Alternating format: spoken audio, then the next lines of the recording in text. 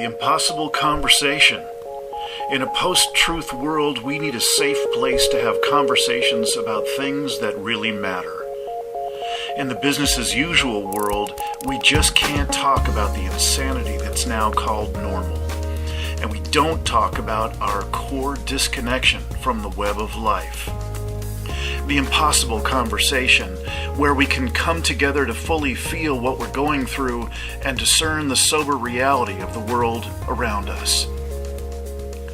The impossible conversation, where we can set our sights on fully reconnecting with our deeper, wiser selves, others, and Earth.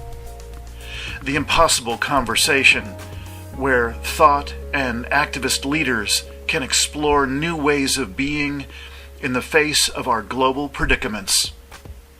The impossible conversation. Welcome to this safe circle. Hey, on this Wednesday, November 22nd, 2017, we're going to be talking with Hambone Littletail of the HumptyDumptyTribe channel on YouTube.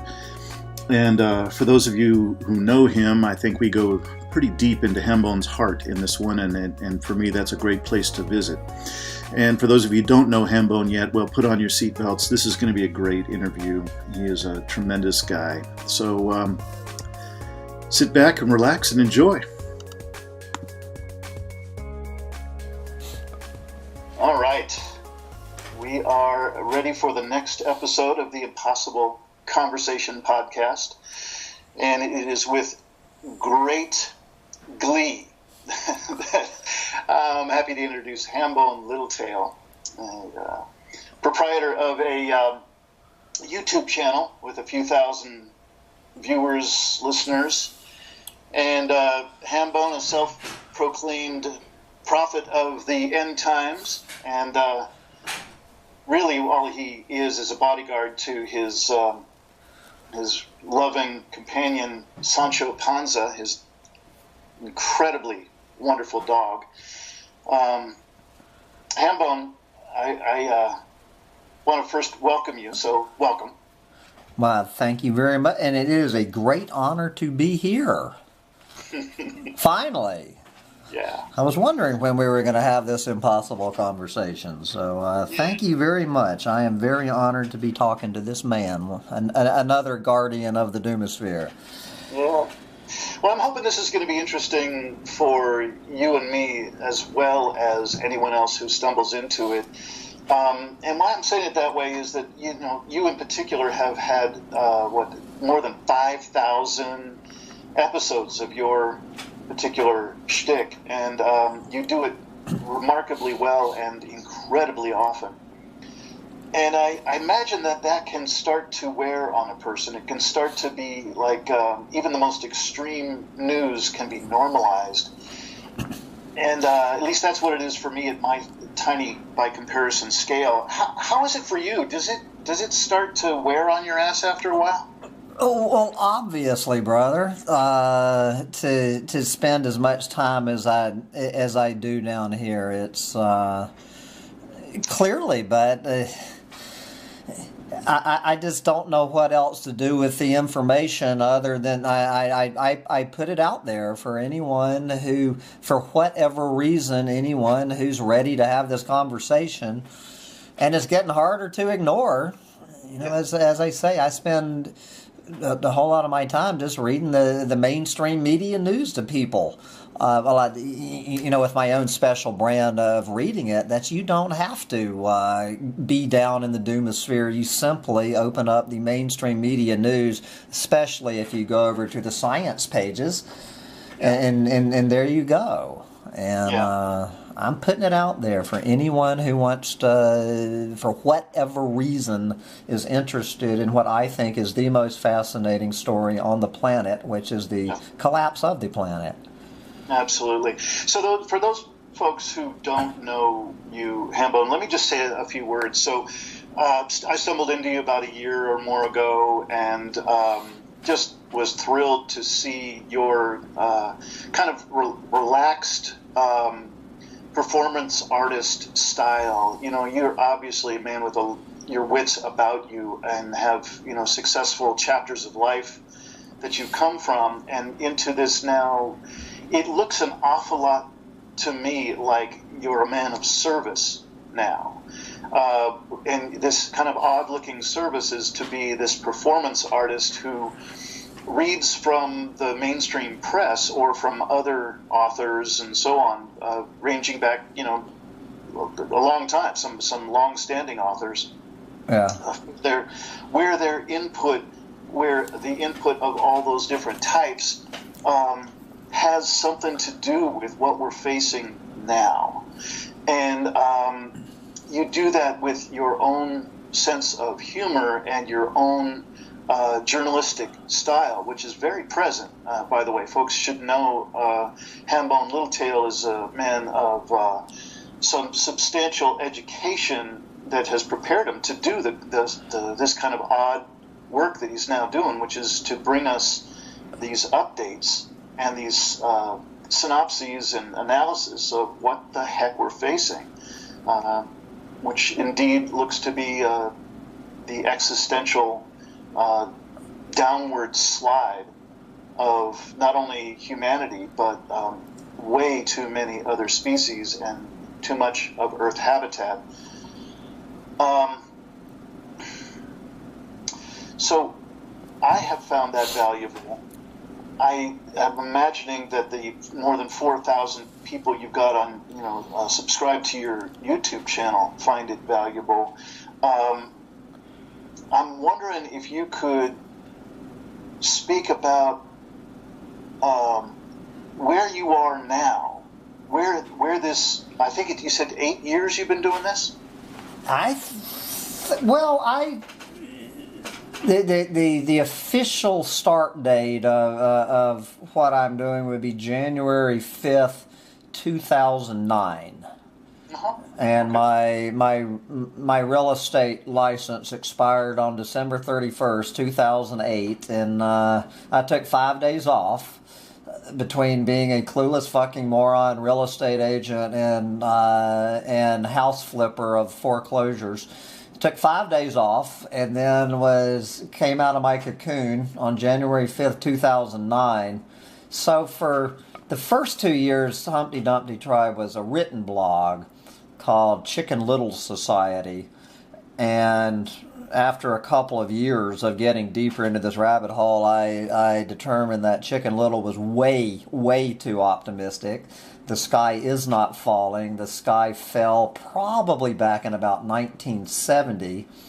And I also noticed that video is the way to go. I prefer to write, but I just understood that no one was reading my blog, so I just literally went out there, however many years ago that would be, and I think 8 years, and just started this, and I am absolutely amazed. I'm a lot more amazed that one person subscribed to this channel than I am that 4,000 did. You know what I'm saying? Sure. I mean, I was an absolute nobody. I mean, just a complete, total stranger, having no idea what I was doing, and just started doing this. Yeah. And just to see where this, I call it my weird little social experiment in high strangeness. And here we are. Yeah. Thanksgiving 2017, and it's a hell of a lot more terrifying than it was the day that I started. Everything that I was talking about has come true in spades and then some. Yeah. And I do now just to make sure, if anybody out there who does not know me, anyone who does know me knows that me calling myself a doomsday prophet, I am somewhat joking. I am not. All I am is anybody who pulls their head out of their ass and spends 30 minutes a day on the mainstream media science pages. Okay, without doing anything else after about a month of doing this, you too will become a doomsday prophet. You will get the message from whoever that we are so fucked. And that's what I mean. But obviously, I am not claiming in the biblical sense. But it almost is the biblical sense at this point. But I just want to make that clarification for people who do not know my twisted, ironic sense of humor, just so you understand that. Now, I am an environmental alarmist and the chronicler of the long overdue collapse and fall of global industrial civilization. There's no joke there. That's the other two parts of my job description. I'm very much an environmental alarmist. I make no apologies. I am an unrepentant, unapologetic alarmist. We need to be ringing every fucking alarm on this planet, brother. To shake this planet out of its collective coma, and it's a coma. So anyway, I make no apologies for my passion. I make no apologies for my alarmism. Yeah. So you just kind of nudged into the zone that I was hoping we would get to in our conversation today. That didn't take long. So, I've been grappling an awful lot, particularly these last 3 years when I was writing The Impossible Conversation and vetting the information, learning how to learn about climate change and other collapse of systems metrics. I've been, probably the part that's broken my heart the most is interacting with my family, my dear friends, many friends that I've got, and just all kinds of folks from all walks of life. I've had a lot of these impossible conversations, and they've been extraordinary. Not all one flavor at all. They've spanned the spectrum from remarkably inspiring and connected to the vast majority of them being in that kind of coma that I think you were just describing. And that breaks my heart. That breaks my heart. It should. There are people that I love dearly that I know that I really can't talk with them about this time, the times that we are in, and what I like to call the calling of these times. And the calling of these times would pull out the core expression of a person who has been courageous enough to wake up to what's going on in these times. And if I could be so bold, I'd say you've definitely cracked open your heart in the face of being obviously aware of what's going on, and you have found your calling, and you have made it real day after day, week after week for 8 years of relaying not only the data, but also these other authors and poets and interviews with people, and synthesized it into something that's uniquely your expression of your calling. Is that safe to say? I am honored by that explanation. Okay. I will stand by that. I might not have used those exact same words, but that is why we have other voices, and we do appreciate your voice. Bodies, brother. You got it. Well, we need more voices. We need more voices down here in the Doomosphere. So I'd like to just take it one more step in addition to what I was just laying out, because it sounds like you're basically saying, yeah, that's pretty close. And it's certainly pretty close to a description of what's going on for me. I've found my calling in these times, and what I want to mention is in the past, let's see, we're doing this interview in November 2017. It's November 22nd, 2017. Yeah. I always say, and I think it's so important to anyone, I'm just making YouTube videos, always the first thing that should come out of your mouth is the date, the month, the day, and the year even. Because, I mean, this thing goes into the YouTube vaults, and it's in a tiny fraction of YouTubers just put what damn date, because it's a chronicling. It's a chronicling, and so you need to be able to, in order to chronicle, the first thing, I guess, is my journalism training. The first thing you do is put the date. So anyway. Got it. Okay. Well, I'll be sure to adjust that for when I post it, and I guess you will too. But what I was getting at is, in my experience of finally meeting you in person back in October in Boulder, when Carolyn Baker and I were putting together the second of two pilot versions of a workshop that we're putting together for people who are newly aware, or perhaps been aware for a while, of this kind of stuff we're talking about. Yeah. And to give those people a safe environment to be able to share what's truly on their hearts or breaks their hearts, and to be able to get more in touch with their version of their calling in these times. And I got to say, it was not only was just great to meet you, and so I'd recommend anybody who gets a chance when Hambone's on the road and you can meet him, please do. But what I also noticed was that you have far more than just a great style and a remarkable eye for the really hard-hitting elements or metrics of this collapse of systems that we've got going on. Just because I always learn. Every episode I learn from what you gather together. But what's actually been even more potent for me is to hear the way you lay out what this is like for you in a day-to-day, what it's like on your heart, what it's like for you to try and hold this in your mind, in your heart, in your body, as you have so obviously crossed that line. Instead of having a foot in two worlds, yes, of course you still do, but you're more immersed than 99 point some ridiculous amount of people on the planet.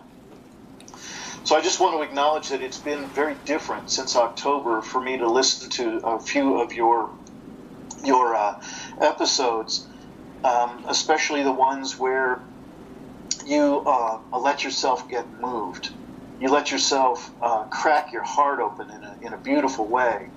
And I just would like to say that it looks amazing on you. It looks great on you, and it's very inspiring for folks like myself, where I'm less committed, than you are. I'm less immersed in that. You're pretty immersed. You're pretty immersed, brother. I am, but I'm also, I'm not 24/7 in it, brother, and you're pretty much there. And so I was wondering if there's anything you'd like to say about that apparent evolution of allowing yourself to disclose a bit more, to open your heart a bit more. I wonder if that's true for you, and I wonder what it's like for you. Well, I do want to make a small correction, and this is what I think a lot of people misunderstand about me, and probably you, and just about doomers in general. I probably have my foot in two worlds more than you realize. I think people, they listen to me ranting for, between 20 and 30 minutes a day,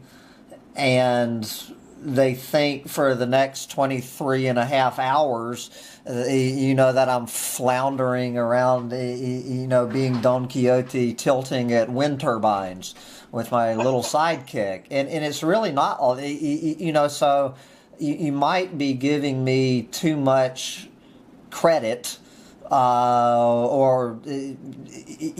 might, if credit's the right word, as people probably know, what I'm going to start doing the day after tomorrow, for the fourth year now, is I'm actually and there's anyone who acts like the universe does not have a sick, twisted sense of humor.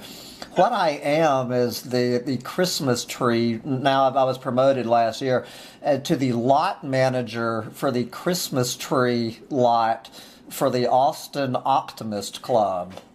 If I could think of a more ironic, absurd, to put every bit of my Carlos Castaneda training into one position, it would be a Christmas tree lot manager for the Austin Optimist Club. That's so funny on so many levels.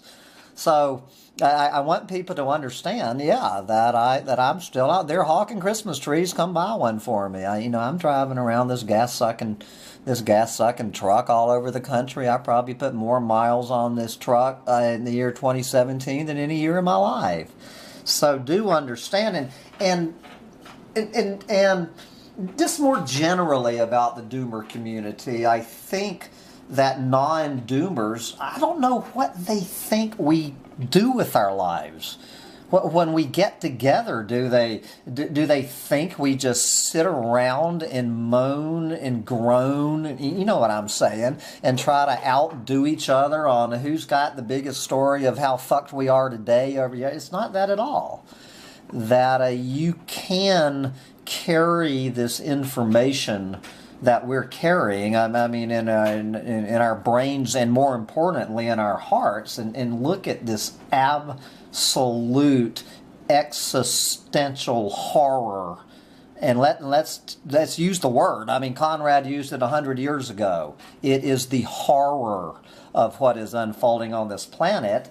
Yeah, we can go out there and sell Christmas trees. We can go meet our friends, our non-doomer friends, and have a margarita and go play music till midnight, which is what I hope to be doing Friday night at a big picking party. So, just if there's any non-doomers listening to this, and I can't imagine there's a single non-doomer on the planet listening to this, but I think we get a bad rap that people don't understand.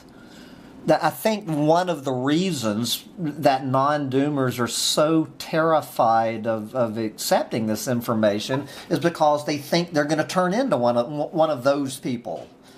Yeah. So anyway, I just want to make that amplification and clarification that I might not be as immersed. I would say I spend between 4 and 8 hours a day on this. Yeah. So. Well, Hambone, thank you for that. That I think what we're both doing here is, to some degree, we're mapping out what this territory looks like for someone who might be a little less immersed or a little less familiar with this stuff, or have a different take on it.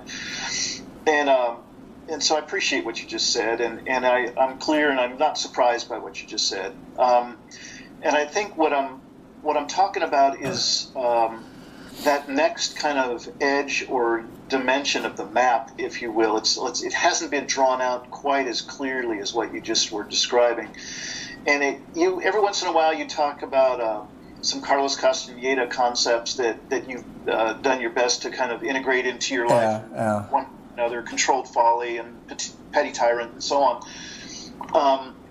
And I'm with you. I've done some work in that dimension and some other energetic realms as well, and I find those very valuable. And I guess what I want to do is turn back to that weekend workshop in Boulder, and I think I can speak for Carolyn as well, that what we're clear we're doing is creating an entirely different language that goes along with mapping out where this other world is, where this other foot in this other world is. And it's not an easy thing to do. And so I'm not at all trying to say you're there all the time and I'm not, so we, like that. I really am saying that there's some subtle edges on this part of the map that I think you've approached some of them. I know I've approached a number of them, and I know Carolyn has. She's probably the most prolific author Yeah. on the planet, answering the question, who will we be together in the face of these predicaments that we've got going on? And so I am just acknowledging that that's what each of us in our own ways is exploring. And I think there are certain pieces of it, of being a human being and trying to map out this new territory, that it's a hard thing to do. It's a very challenging thing to do. We've never been here as humans. This where we are in humanity, despite the fact that 99.9% of it, we are in literally uncharted territory from here on out. I was actually driving from New Mexico, listening to some of my rants, and I'm always bragging about my. I don't want to make him out my teacher's pet, but this fellow who calls himself Andy Gardner from over there in England, the guy absolutely gets it. And he was actually commenting on an interview I was having with another tribes member, and in that conversation, she and I were talking about this, that we just think this is an interesting conversation. And then Andy was commenting, taking that as he does. He takes my rants and does the most penetrating analysis. And his comment was that, yeah, this is just an interesting conversation, that we are... Take the biggest events in human history.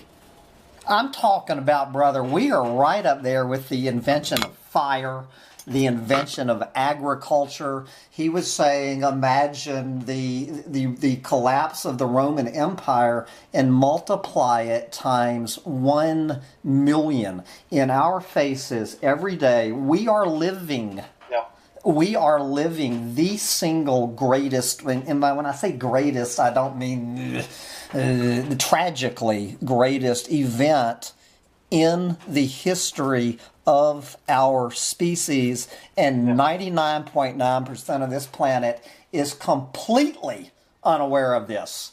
This is the most exciting time to be a human being on this planet in the past 200,000 years, and people are out buying fucking Christmas trees from the Optimist Club. It just blows my mind that how people can just the only word is coma. Yeah. Anyway. So I want you to know that I am completely and utterly aligned with what you just said. That's the level at which my heart breaks when I look at my dear friends that I was describing before, and I can't talk with them about that. I can't even get to the first step of the 50 steps that it takes to get to that level you just described so well. And it breaks my heart because I love them. And I miss them. And do I now not relate with them for some reason? No, I've found ways to ways to connect, and we still do. But it's a sad, small version of what's possible that we ended up connecting about. Yeah. Well, and the flip side of all this is what I've decided with my own personal friends, here in South Austin, Texas. It's the last thing I would want in the world to do to people I love. It makes no damn difference. I just if you go on my channel, I guess that what comes up is where I just redid my introductory video to HumptyDumptyTribe, and I titled it "Welcome to HumptyDumptyTribe. Now get the hell out of here." I would not wish my worldview on Donald Trump. You know what I'm saying? On my worst enemy on the planet, I would not wish the inside of the Hambone Littletail brain. If it is It is an ugly, lonely, depressing place to be where I am, and just realizing the utter hopelessness of this situation. So why should I give my friends shit if they wanna buy a $200 tree from the Austin Optimist Club? I'll sell them one and help them set it up in their living room. You know what I'm saying? It's just, you have to come into this information when you're ready. Yeah. And the fact is that nobody's ready. A tiny, tiny, tiny segment of humanity is ready to really go there. You know, you might get a few people, a tiny, reading the mainstream media science pages or whatever, The Guardian, taking it to what I call the Guardian NPR level of analysis of what's going down on this planet. But that's as deep as they're going to go. They are not going to peel back this onion, and especially if they have children and grandchildren. How could they? How could they?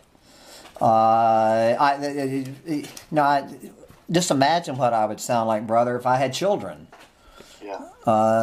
I would be an absolute frothing at the mouth maniac. Well, I probably would have killed myself years ago, and maybe my children and grandchildren before I killed myself. So thank God, the best decision I ever made in my entire life since the day I was born was getting a vasectomy at age 22 before I brought any more children onto this planet. That is probably the on Thanksgiving, if I had to look at the number one thing that I am grateful for, it was that decision not to bring another human being into this pit of fire we're heading into. So anyway, the buck ends here. Anyway, let me finish. I'll wrap that up. Next question, please, sir. Yeah, something you just said sparked me to say that what Carolyn Baker and I are doing is creating this thing, this body of work called livingresilience.net. That's the website, and you can find out about the programs and blah, blah, blah. And what our intention is to go down the track that now Carolyn has paved the way so beautifully. In every one of her books, she's got dozens of different practices that people can take on to reconnect themselves with their deeper self, with others, and with the earth. Because that's what we're saying got us here, meaning we disconnected. Mm-hmm. Every time while I was writing the book, I kept asking the most basic question I could, which was, what got us here? Like, now that I see the brink so clearly, what got us here? And what got us here was this disconnection. And what I'd like to invite you to is really something that I think you're already doing at least a little of, which is to explore this part of the map that still needs fleshing out, that still needs detail. And that's to create a language for and some ways of operating in this unexplored territory. And I think this is the part of me reaching out to you and to a number of other people around the world, as long as the electronics allow us to do it. Yep. And I've also got some local people, little tribes starting up that we have these conversations. And I can't imagine a more important conversation to be had. And what it's about for me is really going to the center of the question, who will we be together in the face of these predicaments? And what that seems to imply is there is no agenda. There is no outcome to wish for. There is nothing to save or fix. But that doesn't preclude, if what's in your heart to do, if your calling is to be an activist, then go be an activist. And if if you intend to connect with others, if you intend to be present in the face of these predicaments, then truly what there is left, I've just used that word a couple of times, and I actually mean to use intent, that instead of intending to produce results, which is what our business as usual culture's been about forever, it's what got us here. Instead, with the shared intent and with a commitment to generating a particular presence, that's what will reconnect us, particularly with first our deeper selves, but also we have a chance to connect with each other in a way that is far more precious, far more delicate and gorgeous and full of grace than anything that I've been exposed to in the business as usual paradigm. What's your roadmap to that? You know, it's I do what I do. You know, we have these online communities. I am ready. You know, I'm getting a little exhausted going this alone, and I mean, I am ready to take this to a more human level in my own life. But this whole idea of these intentional communities and stuff, I don't know if I will ever. I was just interviewing Michael Farragon from Extinction Radio a few days ago, and he's even given up all hope of ever finding one of these. But the week before, I spent 3 evenings at Mike Sleva, if you guys are familiar with Mike's, with his little community in New Mexico, and you know, it gave me and some of these guys have been there for 20 years. So it did feel it's not right for me simply because New Mexico is not right for me. But we have got to all we have left is each other from here on out. And I don't know. I'm gonna spend quite a bit of 2018. I want to start investigating this and going out and visiting a few of these and whatnot. But anyway, I don't know where I'm going with this thought. But what I was commenting about your workshop at the workshop and in this little review video I did of it last week. The most important thing for me personally that I got out of that, and anybody who gets a chance to take this workshop, do it for this reason, if nothing else. And it was the first time, brother, since I went down this rabbit hole that I got to spend 3 days in the company of about a dozen other people where I could say anything that came out of my mouth. You know, I would not just immediately be attacked. And just to have that's not having to walk around on eggshells and literally being in a community of people who understand how utterly fucked we are, and that we could sit down in a group and have these discussions and as you say, try to figure out how to map our way, but just that freedom without this censor. You know exactly what I'm talking about, brother. Any of us do down here.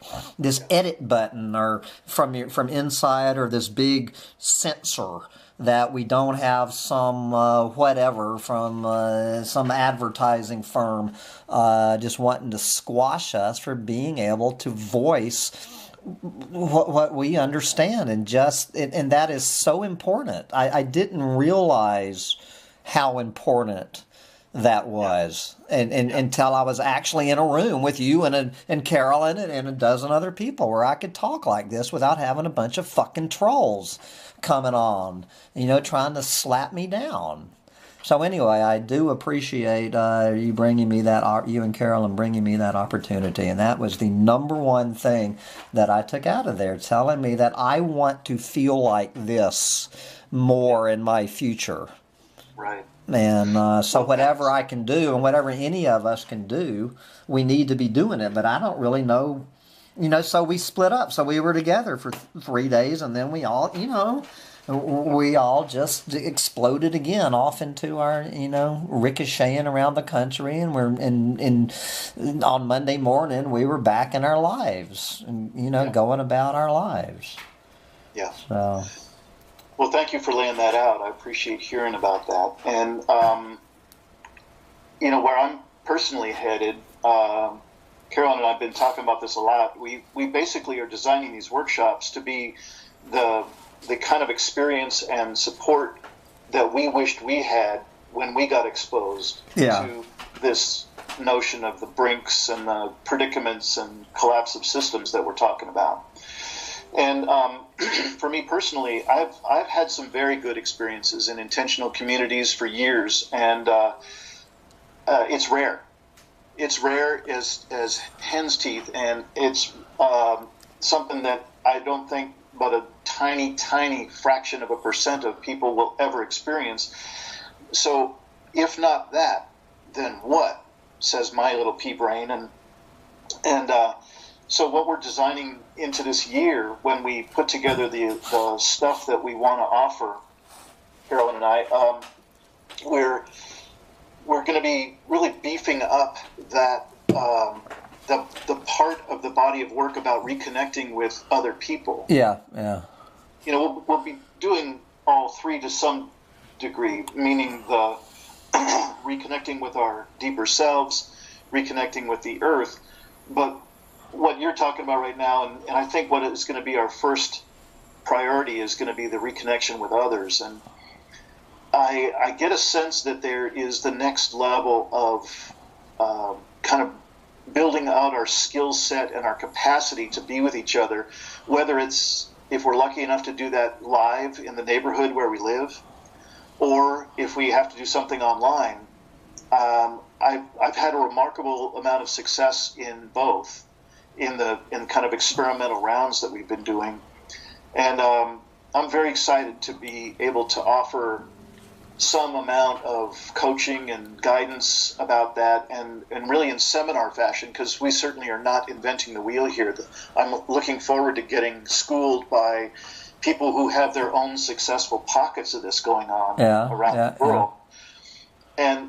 And, nothing matters more to me when I'm in that kind of environment you were just describing about the weekend in Boulder. I'm lucky enough to have that here where I live in Southern Oregon. I've got a number of circles of people that I get to sit with on a regular basis, and we are a safe container for each other. We are a support network. We're a space of love and appreciation and of grace for each other that is truly the coin of the realm for me now.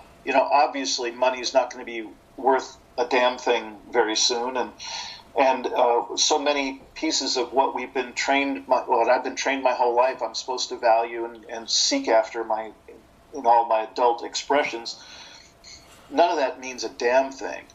And what I'm looking for is building out this sense of where more and more of who I interact with are my tribe, kindred spirits, people that are that kind of safe environment where I can let my heart crack open in a good, conscious, actually beautiful way, like you were just describing. So I just wanted to say that, kind of previews of coming attractions, and also share a little bit about what's already working pretty well in my neighborhood. And I want to let you know, Hambone, you're always welcome over here in Southern Oregon into any of these circles. I'd love to expose you to them, and them to you, you to them, and them to you. But also, we've been offering these safe circle calls. It's not much, but it's a great start. It's the first, third, and whenever there is one, the fifth Tuesday of every month. We offer these safe circle calls for an hour in the evening.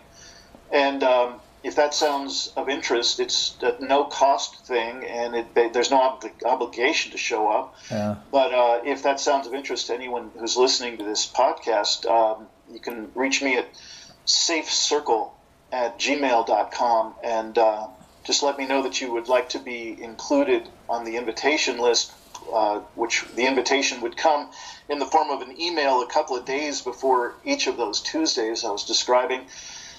And just give me your first name, last name, and email address, and we'll hook you up and hope to see you there. So thanks for sitting through all that. I just wanted to give a... Oh, yeah. And while I'm thinking of it, because I'm recording this to put out there on HumptyDumptyTribe, but my guess is in 15 minutes, if we're still talking in 15 minutes, that my camera is just going to shut off. So what I want, if there's anybody listening to this interview on HumptyDumptyTribe and it just shuts off all of a sudden, you're going to be able to continue this conversation on your recording device, right? You're a little more high-tech. So where can people go that are listening to this and want to listen to the end of it if mine shuts off? Where can we find your version of this interview? Yeah, great. So I have two podcasts. I have the one that's a little closer in flavor and tone to the Humpty Dumpty Tribe. It's I call it the Impossible Conversation podcast. And that's where this will be posted. So you could look on my my YouTube channel, The Impossible Conversation, and that should be there. And then it'll also be posted on our website, which is livingresilience.net. And I'd also like to also just mention a different podcast that I do called The Poetry of Predicament. And that's meant to be a little less kind of hard-edged, as we can tend to be here, and a little bit more diplomatic for people who need that style. You don't wave around a "We Are So Fuck" sign on that one, So anyway, that one's the Poetry of Predicament channel, and it's also posted on livingresilience.net. Thanks for asking. Yeah. Okay, just so anyone in HumptyDumptyTribe who wants to continue this impossible conversation after my little low-tech camera slammed shut. So anyway, that's where were we in this conversation before that commercial interruption? Well, I'd like to just go back a couple of loops ago and just make sure that I complete it. And that is, I was mentioning that not only in the form of what you do, the content and so on is just always great, and your style and your humor I just appreciate. But I really just want to acknowledge again the amount that you've been allowing your heart to open up, and for you to let us know the ups and downs, and also when you are just feeling a wave of love coming through. Because what I've noticed in myself, and I don't want to project it onto you, but I can see some similarities, is when I'm just going through my day and I'm in up to my earlobes in the business as usual world, and I'm especially when I'm going through those lists of articles, much like you do, it doesn't take much for me to just be one walking, talking, grumbling, pissed off motherfucker, and that's not. One thing I know is that might be sort of entertaining or sort of have a moment or two of interest or even sarcastic humor, but there's not much life in it. Well, it's very cathartic. If nothing else, the reason I do this is simply for the catharsis. Is simply getting this shit off and just not bottling it up. Yeah. So it is cathartic, but obviously, if you walk around like that 24 hours a day, the example I always use is Michael Rupert. Yeah. He lost his sense of humor. Yeah. And that's the bottom line. If you cannot, I don't care if it's like my sense of humor, if it's sick, twisted, dark, black, apocalyptic humor, if whatever humor that you can hold on to into this situation, if you lose your sense of humor, as we get deeper and deeper into this predicament, it's over, brother. You might as well be, Michael Rupert. But I'm not ready to stick a gun in my mouth and pull the trigger quite yet. The Vislagals aren't quite at my door yet. But you've got to, if anybody listening to this starts to feel like they're losing their sense, and you can be depressed and have a sense of humor. Oh yeah. I'm not saying shame on you for being depressed and angry. You can be depressed and angry and hopeless and still have a sense of humor. I mean, it's the sense of humor is one of the few gifts, and it's one of the few things that I own that so far, right up to, and I've been suicidal many times, but right up and until the last minute, I'm going to be, leave them laughing. My tombstone, but it's already been taken. It's down there. You've probably heard of this, but it's down there in Key West. I told you I was sick. I want that to be my tombstone. I told you I was sick. Leave them laughing. You've got to leave them laughing, and that's what I try to do on my channel with my little bullshit detector buttons and my no shit Sherlock buttons. You've got to. You've just figure out some way to stay above the Michael Rupert level of hopelessness. Yeah. Well, I absolutely get that about you, and your humor has been present since day one, and you continue to just build it out, and I love that. And I guess what I'm pointing out is, if that could be considered, if we're talking about boxing here, if that's the left hook that you've got, and you do it really well, what I'm talking about is also combining it with the right, and the right might be said to be our ability to crack open our heart volitionally and consciously with each other.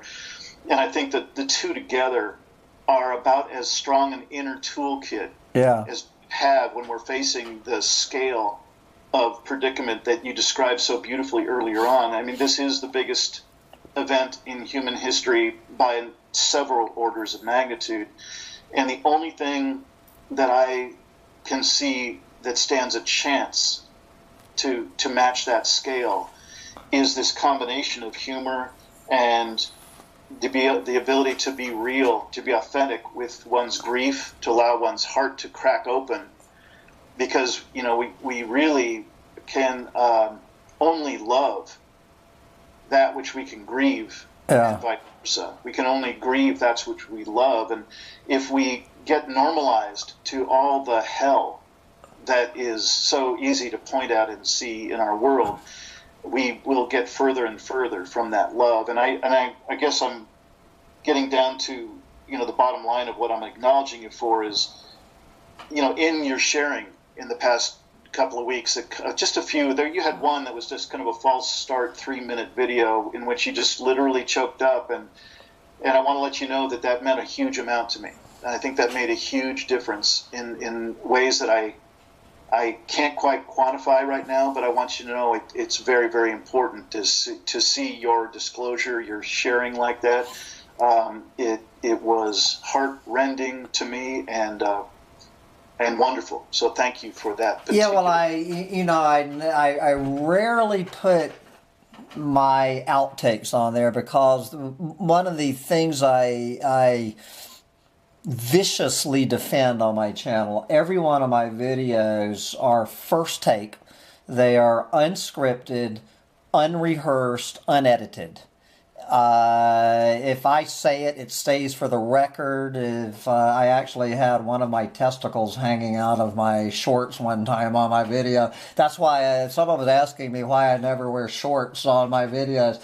And I don't take it, I don't clean up and I don't come back and say, man, well, I do say I wish I could have said something different, but you know what I'm saying. It's up there. It's raw. It is raw streaming, just almost stream of consciousness that comes out, and it's very rare that I start a video a second time. And when I do, then I will just toss out the false starts. But I decided to put that one up, and that it really wasn't about Sancho. Sancho's my little dog. It was that video just acknowledging, and I'm not going to open up the can of worms that I've been into, that it was a false start on the video where I was thanking my tribe's members for their votes of support. That what came out of all of that shit that I went through last week, an unbelievable amount of shit, is that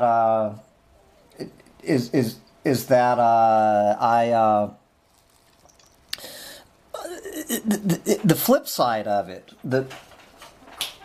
The flip side of it was that at the same time that I was getting, dumped on by people down here in the doomosphere. Unbelievably, amazing how this works, brother. Is I got more subscribers last week than in any 7-day history in HumptyDumptyTribe, and I got more donations, financial donations, in the last 7 days than in any time in history, and there you go. And that is the takeaway, that love trumps hate. That's the bottom line. Is what was proven to me, that love trumps hate, and I did. I started that video, and as you say, choked up, and my little dog, you could see. You saw his reaction to me doing that. Yep. And that is why I love my little dog. And anybody out there, guys, if you are depressed, if you're letting this get to you, and you do not have, if you are all alone down this rabbit hole, and you don't have a just another living being in your life, get down to the pound. And save one, a dog or a cat, and get yourself a literally an emotional support animal. This little dog has saved my life. Yeah. And I cannot recommend this if you're down there feeling alone with all of these millions of unwanted dogs and cats. Anyway, I'm getting off course a little bit, but just some of these simple steps you can take, and the love will be returned, I assure you, in spades. So that's one real solid recommendation I can give to anybody is go get you a little dog from the pound. Well, Hambone, I'm inclined to wrap this particular interview up. So that we can both be under an hour and so on. Yes, 56 minutes, so that would be perfect. Only with the promise that we can keep this conversation going from time to time in 2018. Definitely, as long as the internet's up, brother. And so right. I'm going to wrap up like I do, as I mentioned, and then I think I can do this in 3 minutes. As I mentioned in your workshop, what I think that virtually nobody, including my own subscribers, are hearing me in all of this doom and gloom. I start off as often as I can. It is a beautiful day, spectacularly gorgeous day here in the end times in paradise. And I close my video with the only advice that I have really for anybody on an individual level is get out there on this beautiful day in paradise, in the end times, and get out there and enjoy it while you still can, because this whole thing could come down tomorrow. Get out there and enjoy it while you still can. And that's exactly what I'm going to do. Is my little dog and I are going to get out on this beautiful day and enjoy it. So I do appreciate you checking in with me, and that's the only advice I have. What advice do you have for my listeners? I don't know about advice, but at this moment, I just want to let you know I love you, brother. I love the work you do. I love your overlord there, Sancho Panza. I look forward. He is my overlord. You call it. You were saying I was his bodyguard. Are you kidding? That dog is my heart guard. If I'm his bodyguard, he's my heart guard. And so Hambone, thank you so much for your time, for your heart, and I look forward to our next chance to get together and map out some new territory. And Thanks. I love you too, brother, and keep up the good fight and onward through the fog, amigo. Thank you for listening to another episode of the Impossible Conversation podcast, produced by Dean Walker and Living Resilience. Music provided today by Port Blue, Into the Sea. To be considered as a guest on the Impossible Conversation podcast, or to set up coaching, speaking arrangements, workshops, online resilience education, and resilience bridge trainings, contact us at livingresilience.earth or impossibleconversation.net, safecircle@gmail.com, or find us on Twitter @safecircle.